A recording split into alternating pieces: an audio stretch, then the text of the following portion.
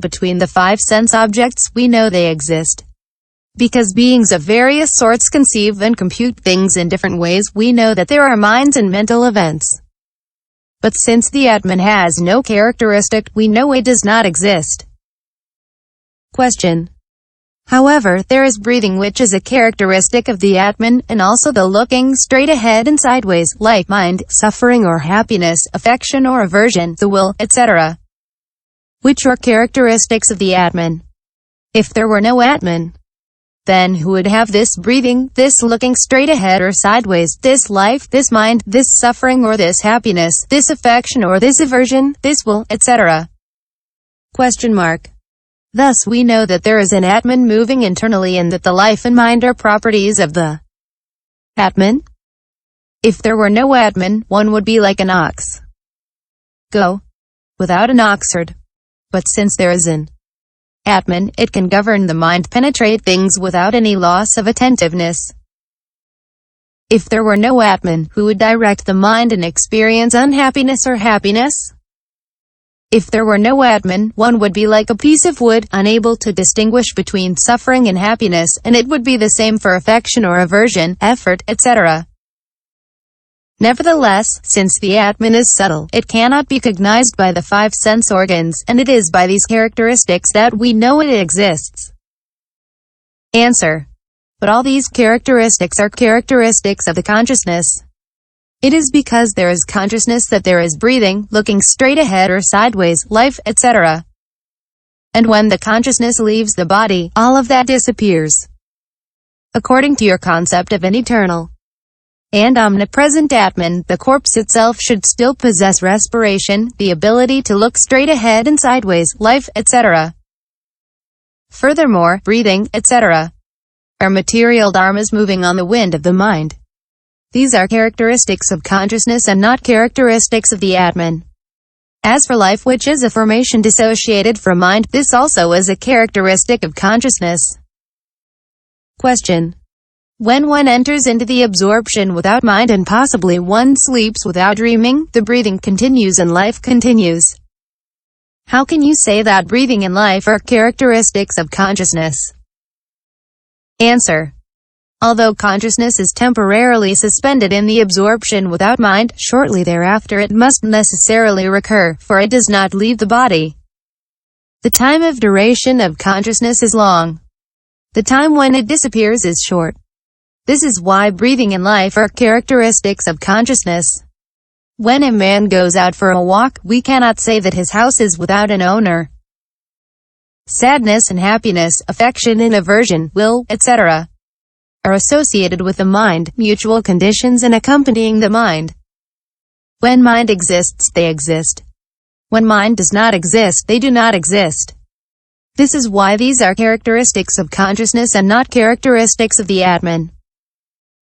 Furthermore, supposing the Atman did exist, it would be either eternal or non-eternal. But, as is said, if the Atman were eternal, there would be no new existence. Eternal and without birth, it would also be without deliverance. It would also be infallible and inactive. This is why we should know that there would be neither sinner nor saint nor any object to be sensed. To abandon the me and the mine is then to attain nirvana. But if there really were an Atman, we would be unable to reject the idea of me.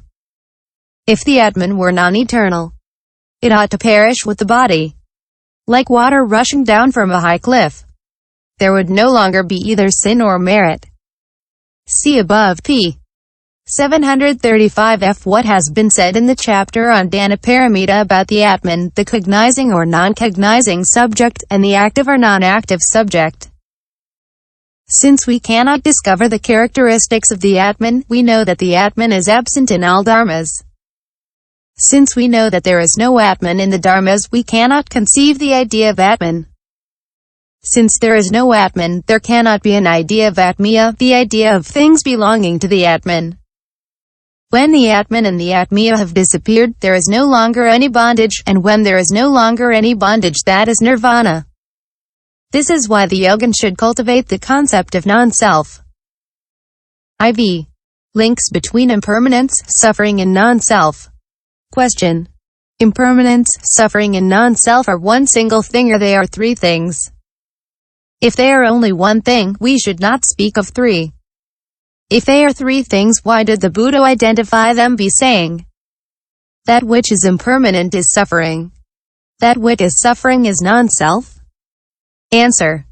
It is just one and the same thing, namely, the correct grasping of impure dharmas, but since the points of view differed, there are three distinct terms.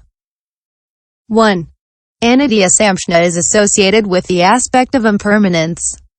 Duhkhasamjna is associated with the aspect of suffering. Anatmasamjna is associated with the non-self aspect. 2. Anitya does not penetrate into the threefold world. Duhkha makes known the defects of the threefold world.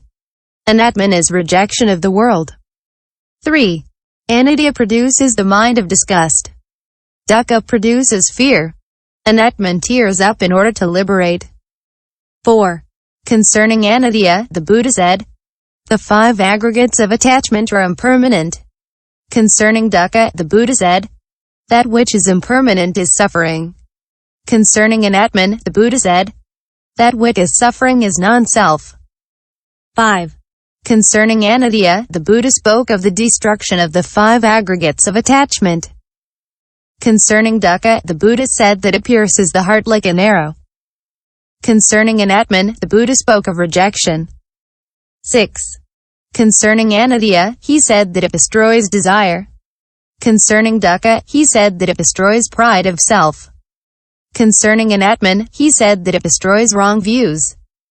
7. Anitya dispels the view of eternalism. Dukkha dispels the view in which there is the happiness of nirvana in the present lifetime. Anatman dispels any possibility of attachment. 8. Anitya is addressed to those who are attached to permanent things. Dukkha is addressed to those who imagine a possibility of happiness. Anatman is addressed to those who imagine a stable self. Anitya, dukkha and anatman are one notion with three different aspects. The notion of non-self takes as its object the multiplicity of things. See what was said with regard to the notion of suffering. b. The concept of revulsion toward food. When one notices that food arises from disgusting causes and conditions, this is the notion of revulsion toward food. Thus meat comes from sperm, blood and urine. It is the seed of pus and worms. Ghee, milk and curdled milk, products of a transformation of blood, are nothing but rottenness. The cook also adds to it his sweat and all kinds of dirt. When food is put into the mouth, the throat secretes disgusting saliva that runs down from two channels, joints with a mucus, and then produces flavor. The food is thus formed like vomit, where it is solidified by the earth element, moistened by the water, ap, stirred by the wind and cooked by the fire. In the